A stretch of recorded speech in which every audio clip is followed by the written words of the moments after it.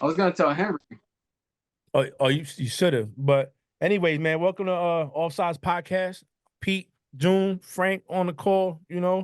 One of them days trying to get out here and talk some football. How you guys doing today? Y'all good? Yeah, Hey, I tell you, man. When people say, "Man, it's been a week," I'll be like, "Yeah, it has." But let me tell you, it's been a week. It has been a week, man. Let me tell you, just a lot of stuff going on. No negative stuff, but it's just a lot of busy work stuff. Um, it just keeps you busy, and you lose track of time sometimes, like myself. So, but at the end of the day, man, I'm happy, blessed. Uh, I made the decision to start to go for my master's. Start this month. So it's a positivity, everything, and everything we do. So, but happy to be here, man. Ready to talk these sports stuff, and you know, just happy to be here. Pete, what's up with you, man? How you feeling? can't complain. The weather's been really. There was one nice day on Tuesday. I think it was like 70 degrees, but then like the rain came back, and it's just been gloomy. But hopefully we getting that out of the system now, and spring has sprung. It might be coming down here, man. It's been gray skies. 1 minute it's raining, Yeah, 1 minute it's not. yeah. I don't know. We about to gonna get hit with it. But let's get right to it, man. So look, it's old news to the world, but new us to discuss. And it was Stephon Diggs getting traded, I think, for a 6th-round pick, right? To the Texans. To the Texans. I think it's a sixth this year and like maybe a fifth next year, something Yeah, like that. it was crazy. It wasn't even, they for a steal. Oh, and the Texans not only went and got him, but forced Buffalo to pay him his last 3-year contract. And now at the end of this one, he's a free agent. No, my bad. I think they gave him a second round pick next year. It wasn't cheap. Yeah, they gave him a pick. Yeah, And they washed away the rest of his contract. Yeah. And that's the biggest part about it is that at the end of this season, he's a free agent, unrestricted free agent. He can go anywhere. So we talked about it on the play call. I've seen a lot of different things and different opinions. I have mine. So Pete, I'm gonna start off with you. For the Texans, the trade. What's your opinion on the trade? Let's start from there, and we'll go from there. Buffalo is done with the drama. Like, I think I don't want to say he's just like T.O., but kind of got the same effect on the team as T.O. He's always wondering if he's gonna blow up or not. And they got rid of him. Just for the sanity of Josh Allen to make sure that he don't have to deal with any bullshit. So they got rid of him. I think they did all right. Like every great receiver is not going to get you a first round pick. I mean, I know they gave up a first round pick for him when they got him from Minnesota, and that turns to Justin Jefferson. But I think that it's more like washing their hands of the drama that he brings every summer. They're wondering what he's tweeting, what does it mean? So now they don't got to worry about that no more. They just get some young receivers who could fall in line with Allen and see if they can get over that hump. Because he is not they went on a winning streak last year at the end to get the division. And he wasn't really putting up numbers. So they probably looked at it like, yo, we could do this without him. And not that he's not good, but not worth the headache. So you took a different approach on it, and it's the approach that other people threw out there, right? Because when I saw it, and June, we put in the chat, I was like, oh man, Texans, hands down one of the favorites in the AFC. And I was watching people talk, and they took that approach that you took. What is it? Because everybody thinks, oh, well, the Bills are done. They lost Tre'Davious White, Poyer, Micah, Gabe Davis. Now they lose Stephon Diggs. They lost McKenzie. So it's like they're losing everybody and they're not replenishing. So a lot of people are like, well, damn, you was a team to beat in the East now in the AFC side, and now you don't have Diggs. How's Josh Allen going to look? Because his numbers did get better when they got Diggs. And James Jones said, it might be better for Josh because now he doesn't have to force himself to throw the ball to Diggs all the time and stuff like that. It's going to force him to bring a team around and win as a team. So you did take a different approach on it, which I like because I think a lot of people got wrapped up on the name and what he meant to the team. June, on the other side, the Texans get him. Mm-hmm. What's the impact? I mean, positive or negative, that Stephon Diggs' character, his diva mentality brings to the locker room? You know, I think the way that he dealt with his with the way that he handled his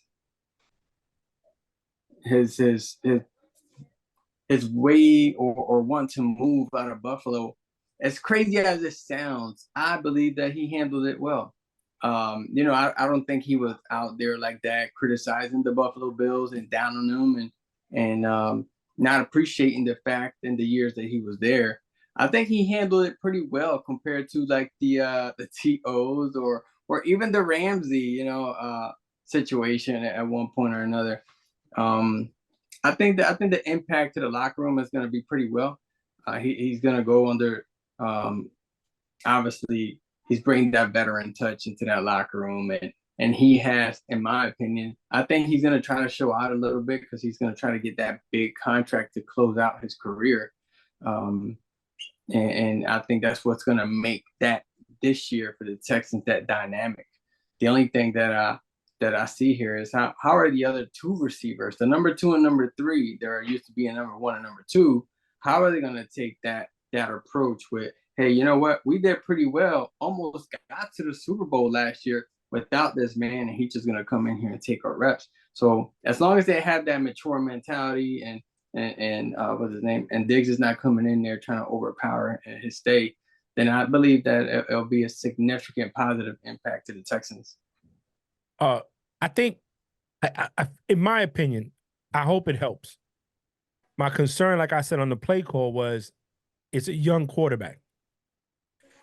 Normally, the quarterback is the leader, is the guy that, when you got these guys like Diggs or Kelsey's and stuff like that, you got to have a certain level of alpha mentality in you because, they might try you or they might try to get away and you're the leader, you're the guy, I think it's good for both teams because I feel like we were saying with Buffalo, it's gonna force Allen now to be more diverse and not have to worry about going with one player. They need to go get more receivers out there, and this is a heavy receiver draft, so they're gonna have people in the second, third round they can get. It's gonna, to me, it's one of those years for Josh Allen where it's like either put up or shut up because if you don't do it, now Diggs can say, "Oh, it's all me." Without me, you can't do it. And then on the other side, they already had a good situation. Like you said, they were a game away from going to the AFC Championship and maybe going to the Super Bowl. We don't know what happened if they would have beat the Ravens.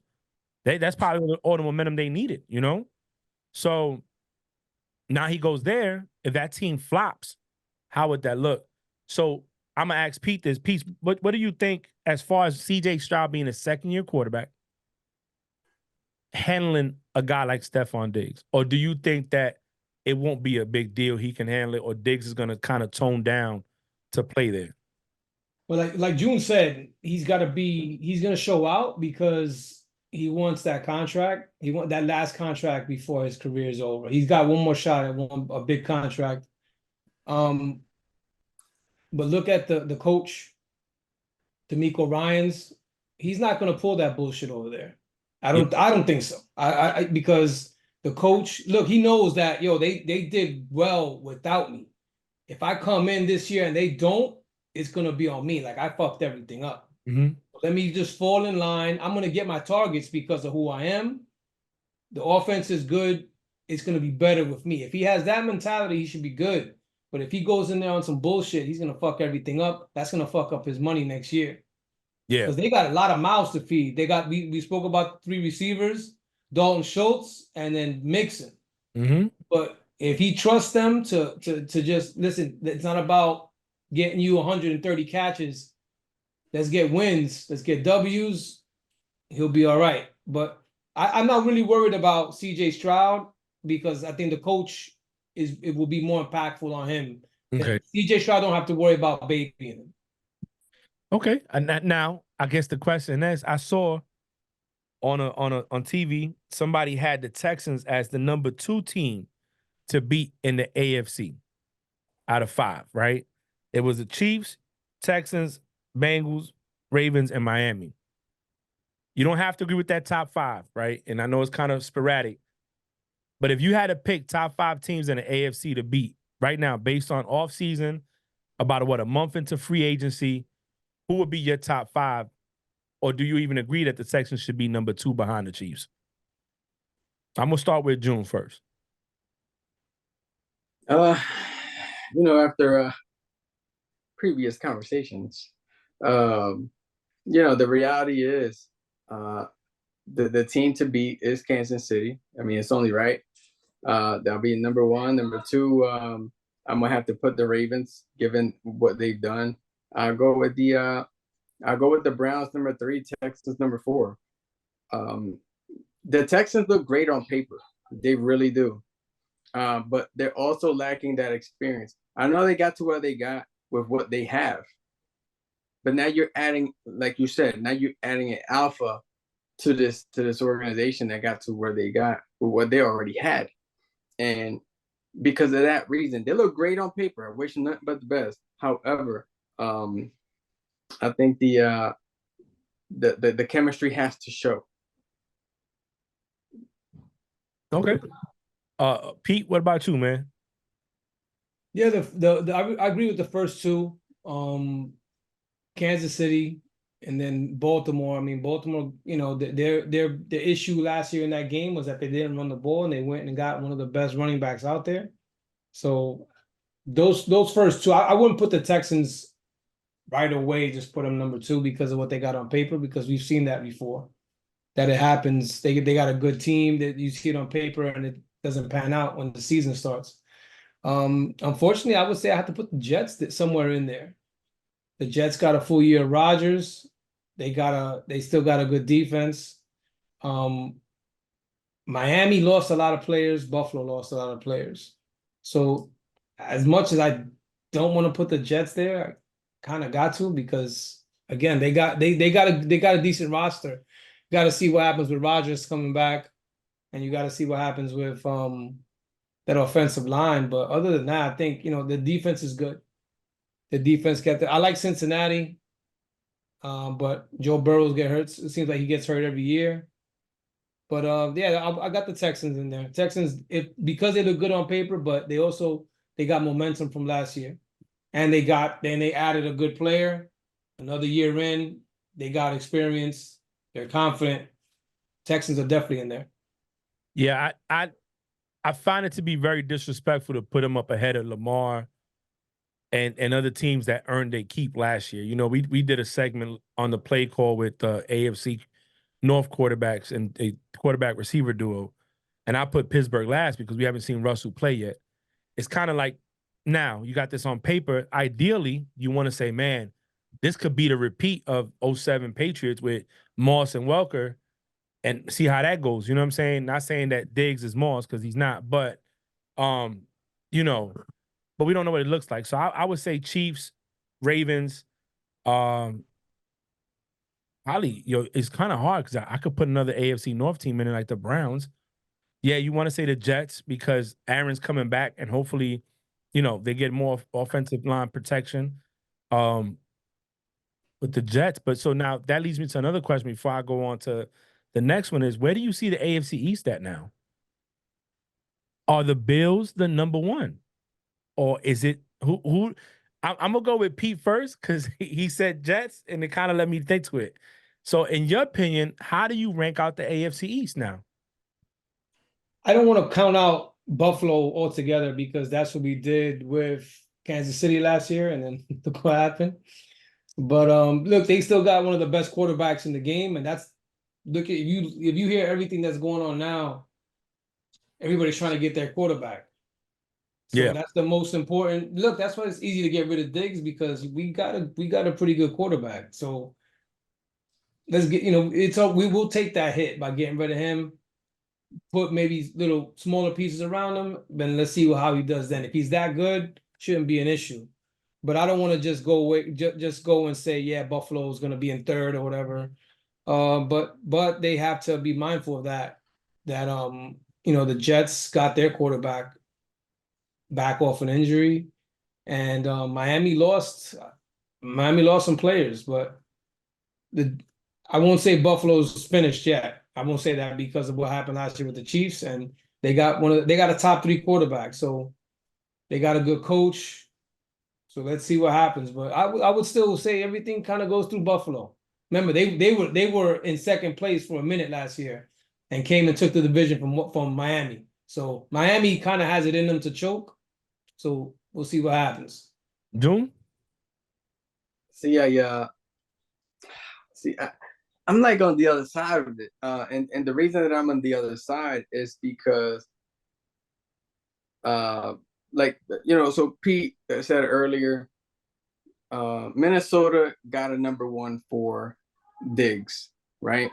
So coming full circle, they didn't do anything with it, and they didn't achieve anything but a few losses and almost got to the Super Bowl, right? They have a hell of a quarterback. I'm not gonna take that from them. And they and in the midst of everything, they discovered a gem in Gabe Davis. So they had issues in my opinion, in their running back. I don't think they truly found a running back to help them carry that load. Mm-hmm. And right now, as crazy as it seems, I know Von Miller came and hurt. He had his issues last year. I mean, there was a meme out there. It was pretty crazy. It said that Aaron Rodgers had more snaps than Von Miller had tackles last year. Wow. Crazy, right? But what I'm trying to get at with this is, I think with a nice, heavily stacked Buffalo Bills, they couldn't just get over that hump. So now that, in my opinion, I think they're rebuilding in a sense. I don't know if that coach is going to be able to get them even close to where they have been. So I would have to put the Jets number 1, based on Jesus Christ. Hello? You guys see me? You good? Okay. Yeah. So based on that's the recruiters, but about tomorrow's PT session. So I would have to put the Jets number 1. I mean, sure, I think it's pretty open, to be really honest with you. And the reason I'm not going to talk about Miami too much is because they didn't do much in the offseason. I thought they would have added some type of impact player to help the situation, but they didn't lose the 2 that they have, which is always a plus. I mean, you got Waddle and you got Tyreek. I mean, you know, so, but they did lose Howard, right? The corner. Yep. Yeah, Xavier Howard. And in my opinion, we all know defense is defense. So to replace somebody like Howard, you know, you got to come in. So we'll see what the draft picks up, and maybe that changes a few things. I think it's wide open, man. Honestly, I do. I think the Bills lost too much and they haven't recuperated. They haven't built back up. It's a defensive-minded head coach. He's been criticized a lot for not being able to build the offense that sustains while Josh Allen could do. And then, you know, you lost Dable. He went to the Giants. And it's like, okay, it's hard, I think, for defense-minded head coaches to build that offense like it needs to, unless you have a good OC. Miami, like we said, we know what they do, man. They can start off good, but if you can't play in cold weather, you got to win the conference for everybody to come to Miami. And if you're not winning the conference, because you still got the Chiefs out there, then you got to go in the cold weather somewhere. And we already seen you can't play in cold weather. And then, you know, the Jets, we don't know what Aaron's going to look like. That's the problem. You know, he got hurt. We don't know. He's older. Is he going to be the Aaron of old, or is he going to be a different Aaron? And the thing about Aaron before was that his regular season numbers were great, but when he got into postseason, it wasn't that awesome. And then, you know, you go to my team and it's like, we don't know. We don't have a quarterback yet. Our defense is still hitting. There's wide receivers out there to go get. It's still open. All you got to do is win a few games. If you split 50-50 with these teams and not lose the game, win the game you're supposed to win, and maybe steal a game you're not supposed to, and you could be the one winning that division. So I think it's wide open there. But if I had to rank them right now, I don't think the Bills are as strong as they used to be. I'm going to go Dolphins, Jets, probably even Patriots over Bills, and then Bills, just because they lost so much, especially on defense. Micah, Poyer, Tre'Davious. And the thing with going back to Von Miller, in my opinion, Von Miller's at that age where he can't be the main guy no more. You put Von Miller with a TJ Watt or a Clowney on the other side or something like that, and he's probably gonna eat. But now to be the main guy, like and double teamed, he's not. He's had too many injuries. It's not the same. He got 2 rings now. He's good. You know, they paid too much for him, in my opinion. But Definitely. you know, the big talk has been Chiefs three-peating. Nobody's ever done it. I don't think we discussed it here. The chances of them doing it. Can they do it? Will they do it? We don't know. We can talk about it. But I think one thing that's going to hurt, and not to say that it's going to stop them from doing it, because we already seen what they can do, is the fact that their rookie wide receiver who got better along the season and was instrumental in their winning just took a hit by having a car accident because he wanted to race down a highway in Dallas in a Lambo SUV and a Corvette. They flee the scene. He cooperated. I heard they issued a arrest warrant for him. So he has to come back in. They found 10 grams of weed in the car. They fled. Other people got hurt. No major injuries. We don't know what the results that are going to be. But Rashid Rice, if he gets suspended, even if for 6 games or a whole season, do you think that the Chiefs, how much is that going to impact the Chiefs going into it, losing a weapon like that was on his second year in the playbook, building chemistry with Mahomes, and came up big at times in the playoffs and in the regular season? I'm gonna start with Pete and see what you think about that. Means nothing. Means nothing. I mean, this is the second year receiver. Yeah, he did well last year. It means nothing, man. We're talking about a team that's going for a three-peat now. If Kelsey got suspended, but look, during the regular season, they wasn't what we were accustomed to the last couple of years. And when the playoffs started, it was business as usual, man. They went on the road and beat the 2 top seeds in the AFC. Rashid Rice missing time, I don't think it's a big deal. They draft well. They got arguably, if not the best, the second best quarterback we've seen play. And they got a good defense. Even with trading away Snead, I think they still got one of the best defenses in the league.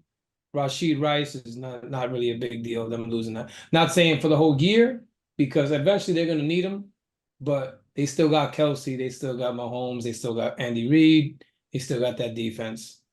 They're all right. Yeah, they still got Steve Spagnuolo over there that knows how to put up when he needs to. June, so no, they brought Marquise Brown in. You know, we spoke about it. Marquise Brown helping out on the outside. How you going to cover both? But now you lose a wide receiver. And I agree. I don't think it's going to make a big difference for them because of Mahomes and Reed. But three-peating has never happened. We had the Bills go to 4 straight, never winning one. The Patriots went to 3 straight and won 2 out of the 3. Before the Chiefs repeated, it was the Patriots back 03-04. You know, Seahawks were a throwaway from probably repeating again. You know what I'm saying? It's not easy to do. And when you look at these teams, you know, between losses, hurts, injuries, no pun intended when I say hurts, but injuries, suspensions, stuff like that. How do you see the Chiefs moving forward? Like, do you give them the three-peat? Do you say, yo, they got in the bag because they're the team to beat? Or do you say, I don't know? No. I personally don't give them the three-peat. I think it's going to be tough. I think this is going to be probably one of the toughest years with all the crazy additions and the moves that the NFL has made. And they do it every year. I get it. But I don't know. In my opinion, I think it is going to be challenging, especially in the AFC. I think that hurts them. You know, that receiver. I don't think it hurts them as much as I think it's going to hurt them, but I think it's going to put a little stinger out there because that Marquise Brown addition, it should have been a decent 1-2 punch, which isn't a great 1-2 punch, but it would have been good enough for Mahomes to do what he has to do because Mahomes is Mahomes. But now that happens, what is the NFL going to do about this guy? They're going to suspend him for various times, even for the whole season. Who knows? I mean, shoot, they suspend somebody a whole year for gambling. and this guy's racing, jeopardizing people's lives, not gambling, jeopardizing people's lives. So gambling with people's lives, I guess we could look at it that way. And you're just going to suspend him for a game or two, which I think become a little uneven. But that's a whole different topic. Yeah, that's a whole nother. That's a Yeah. whole. So yeah. I could go down. Almost went down that rabbit hole. Yeah. Man. Sensitive topic, but no, I don't crown Kansas City as the easy three-peat. I think it's even more challenging than before, and now I think it became just a little bit more difficult. I think for me, it's always challenging. We've seen teams, you know, I think the Giants, when they beat us in 2007, everybody thought, okay, next year, you know, they're champs. They can go. Eli leads the league in interceptions. It just doesn't go the way you want it to go when you want it to go the way you want it to go. You know what I'm saying?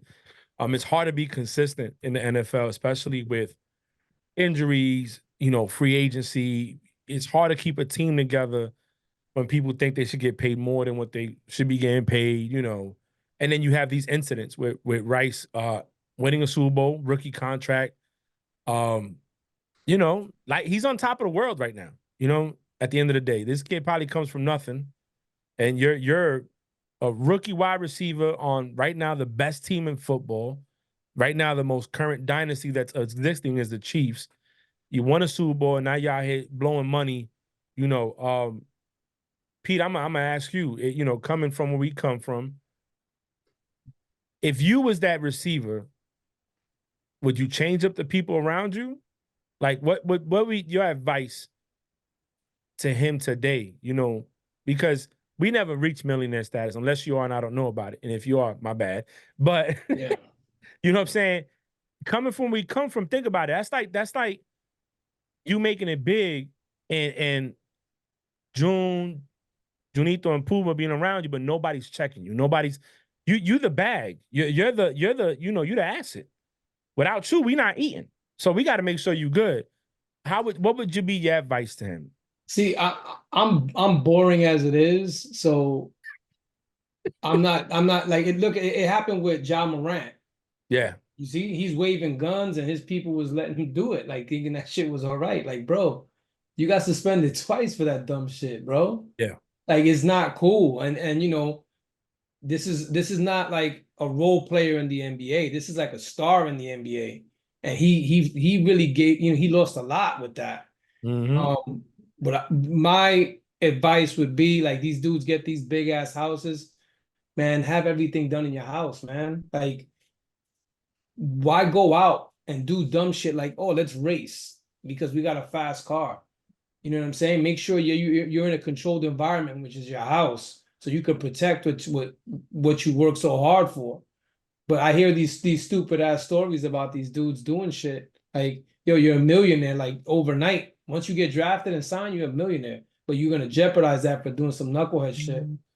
I don't get it, man. But I would try to keep everything in house, man. So you a controlled environment. So you got some say in what goes on, because if you out in a club and somebody's hating on you, you got no control over what they can do to you. But if you got your peoples who you want in your house, you can control that. But outside, you can't. You know who I like with his people around him? I like LeBron, man. LeBron brought his team with him, and they all eating, doing something. The barbershop, you know, old boy's married to Adele or engaged to Adele. Like, it's crazy. Like, his people are eating because he and they keep him right. I ain't never heard nothing about LeBron outside of, you know, I'm not a big LeBron fan, but outside of, I've never heard anything crazy about him out there. His team is eating. I agree.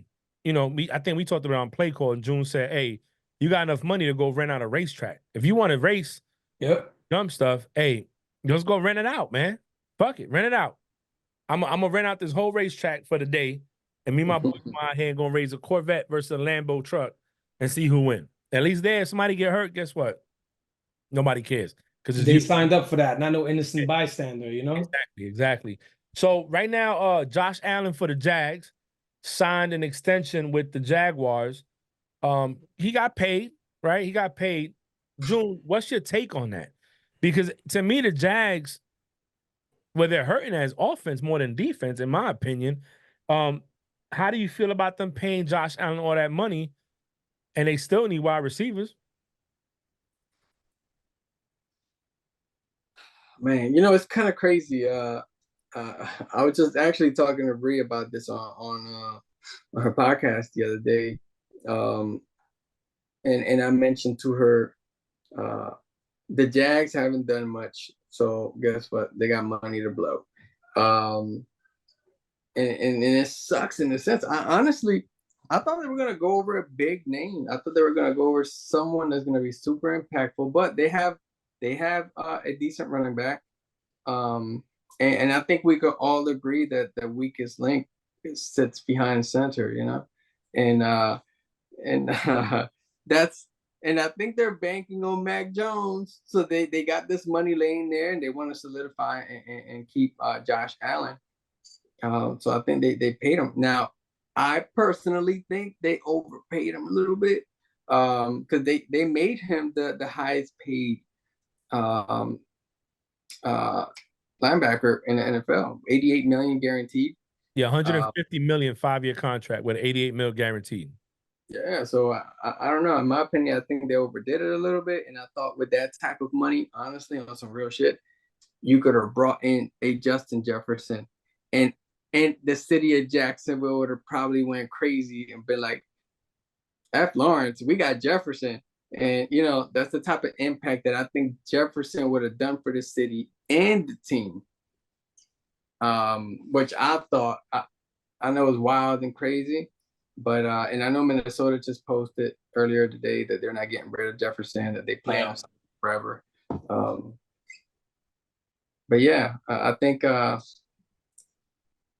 overpaid him a little bit, man. But it's Jacksonville Jaguars. So what's your take on it, Pete? We talked about he overpaid, and he brought the whole thing about maybe you could have brought Jefferson in for that much money. Everybody's thrown out that Jefferson could be traded or whatever because he hasn't signed yet. But like June just said, they put it out there. They're not trading this guy. I don't know. I mean, and he's a receiver. You're gonna have to give up at least two ones to get him, and then you gotta sign him.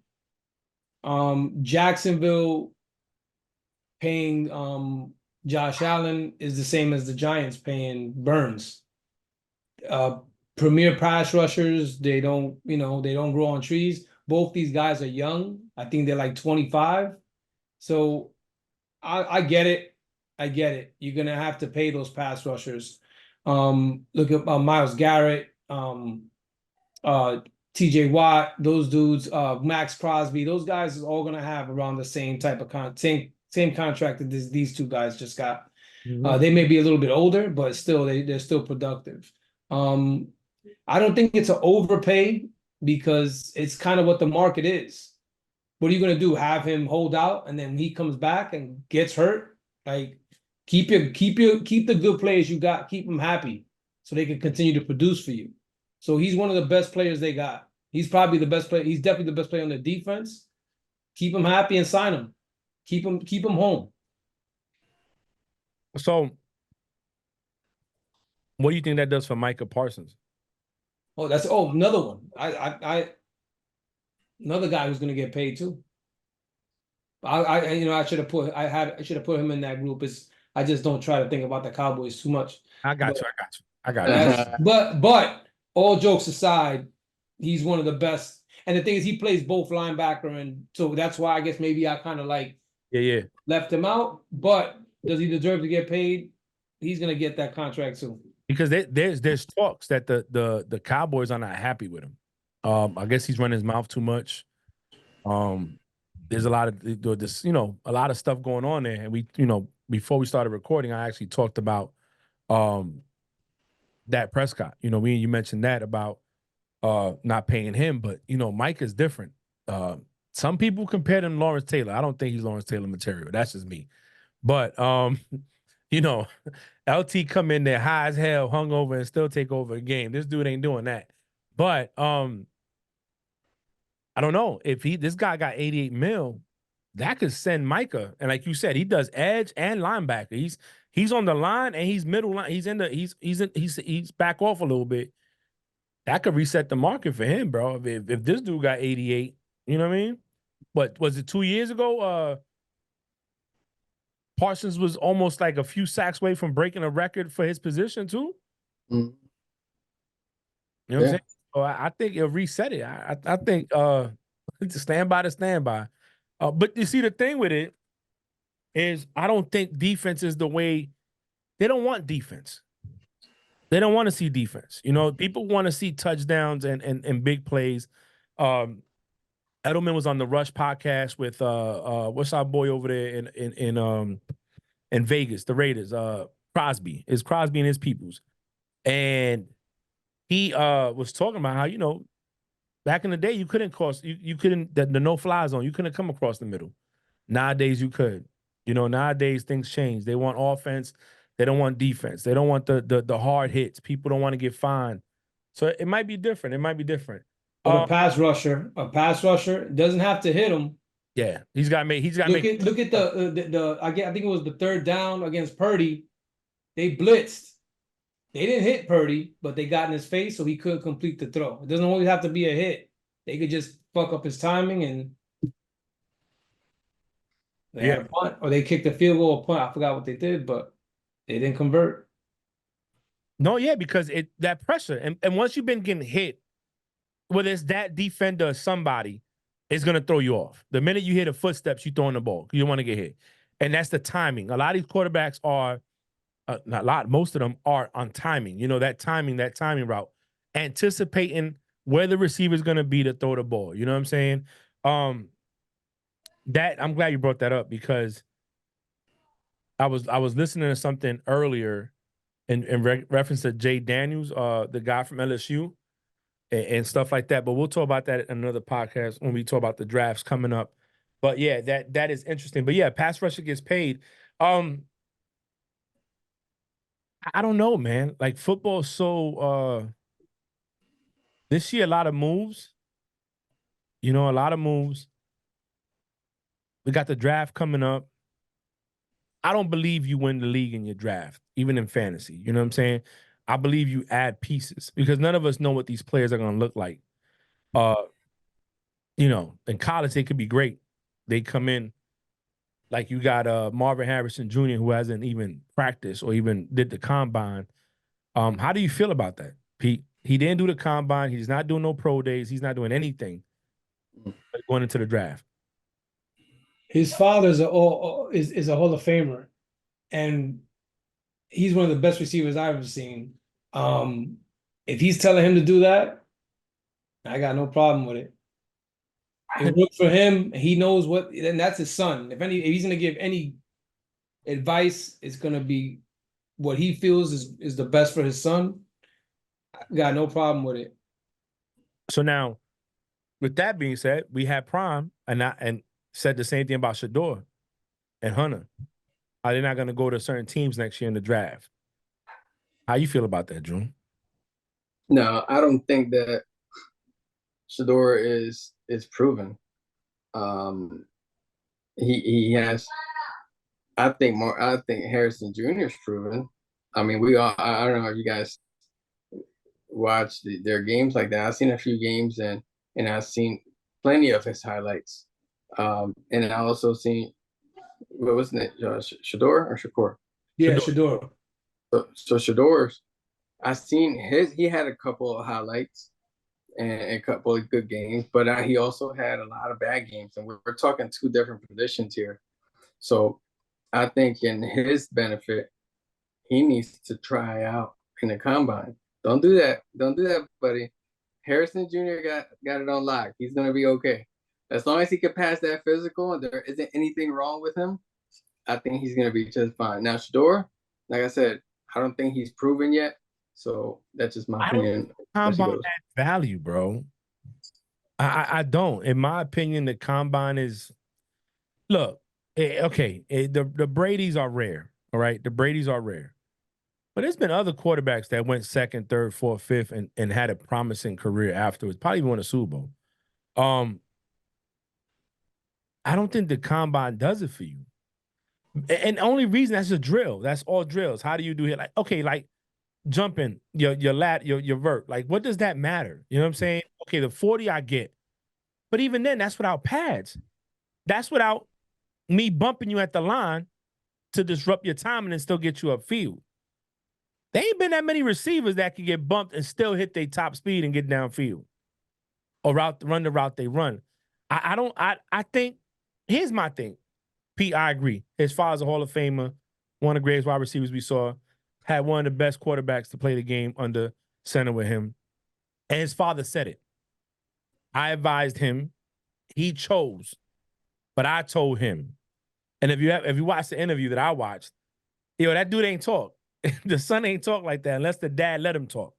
Like, dad was like, ugh. And then he was like, no. And then that was it. But I look at Jerry Rice's son. He was on Keyshawn Johnson's podcast. He did the combine and he talked about his journey up, and he actually participated. You know what I'm saying? So I don't know. I think for me, I'm on the fence. As far as pro days go, stuff like that, I don't know. I don't think he's wrong. Like you say, he's a Hall of Famer. Listen to the dad, and I think Prime is going to leverage he's a Hall of Famer too. What, 2-time Super Bowl winner? I think, right? Right, with San Francisco and the Cowboys. 2-time. Yeah. Marvin is 1-time Super Bowl winner, right? With the Colts. Hall of Famers. I mean, Prime is considered one of the greatest DBs ever to play the game. Some people might feel different. And he's going to I think all of us would kind of interject when it comes to one of our kids going some way if it was an Eli Manning situation, where what's this name, man? I just blank right now, bro. Archie Manning. Archie, yeah, pulled strings and said, no, my son's not going to San Diego. He's going to the Giants. It worked out for the Giants. He got 2 rings. So, I mean, he's 2 for 2 in the Super Bowl. Motherfucker's 100. You know what I'm saying? Can I just say this? Yeah.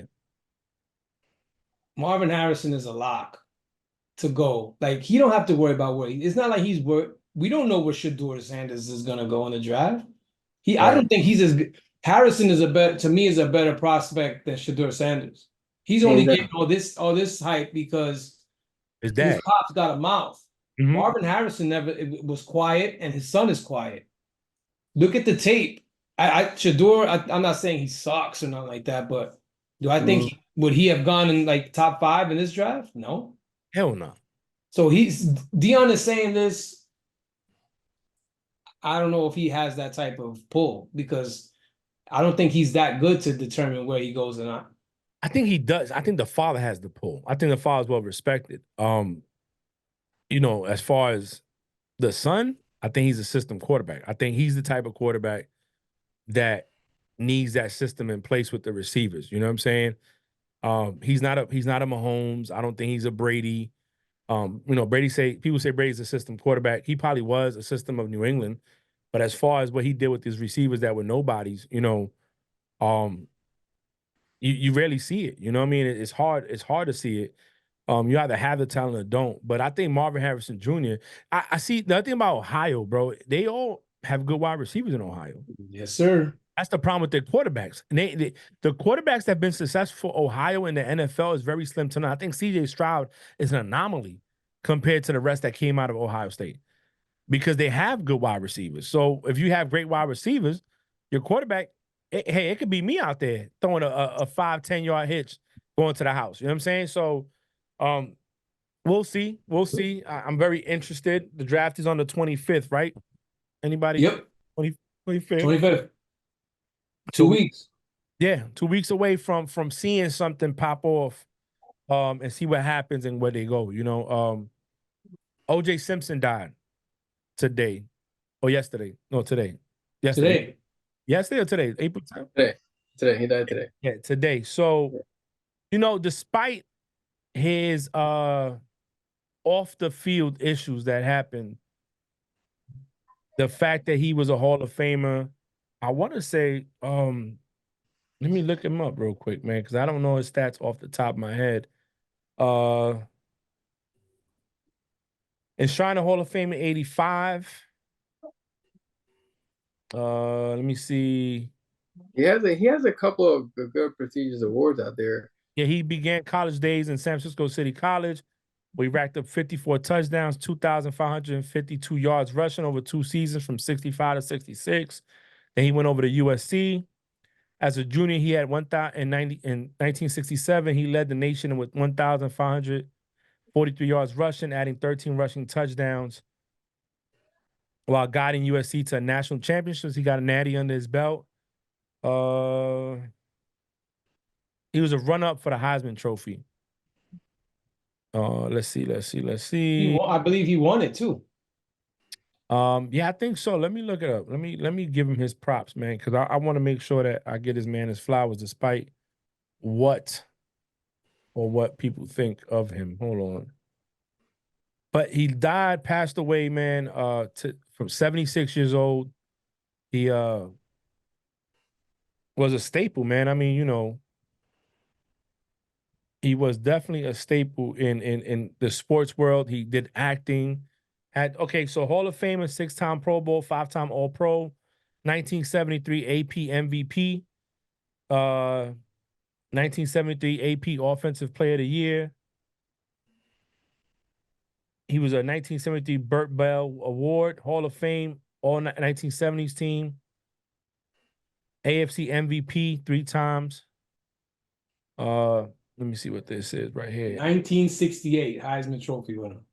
There you go. So Heisman Trophy winner, won a natty. Sad to see him go. He was actually on It Is What It Is podcast for a while. He did talk with them about the Buffalo Bills and stuff like that, overcame it.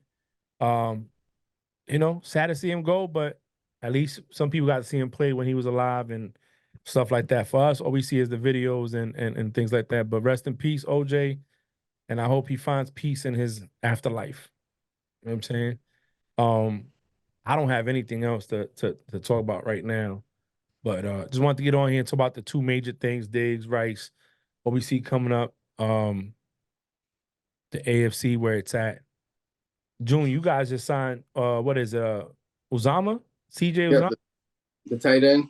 Yeah, how you feel about that? I like it. It adds more cushion. I know, for example, Goddard, and he's a veteran too. So, for example, Goddard got hurt last year when he broke his forearm earlier in the year. So they had to find that fixed. And in my opinion, that the backup didn't do what we thought he was going to do. So it's good to have someone like that in the roster to add that depth, especially again being a veteran in that position. So, hey, we'll take it. It's a 1-year deal. I mean, I'll take anything that helps the team out as extra pieces. Right. My mom is funny. She tried calling me. So I said, Mom, record me in your heart for eternity. This lady, man, I'm telling you. So anyway, man, I'm going to go around the room. Pete, you want to close out? Any statements you want to say before we close it out? Just the draft needs to be here yesterday, man. Need some type of football. But 2 weeks. Hopefully it gets here sooner than later, and that's it for me, bro. June? A super dope time on here discussing the football again. It makes me feel like we're somewhat in the season. But like Pete said, can't wait for this draft. If you guys watch WrestleMania, you were able to see Jason Kelce and Lane Johnson out there together again at the link in midfield. It was midfield. I think it was more so like the 40 or 30-yard line. But super dope. Go out there and see that. Rey Mysterio Jr. had the whole Eagles outfit on. It was super cool, man. And again, brought me back to my childhood days. Well, listen, man, another episode we got on here. We want to give you guys something to listen to. We're going to get on next week. We're going to do the draft. We're going to come up with a plan about what to discuss about the draft, whether it's or what our team, what we want our teams to do, or what they think they should do, or what the top 10 picks are, and go from there. Whether we give you 10 minutes of some content or an hour of content, we want to get on here and give you something. Tune into Breed Network, Offsides Podcast as ours, play call with us on the other side, and tune in. Let us know we could do better. Leave some comments, subscribe, share notification, and let us know what we can do. This is Offsides Podcast. See you next week. Peace.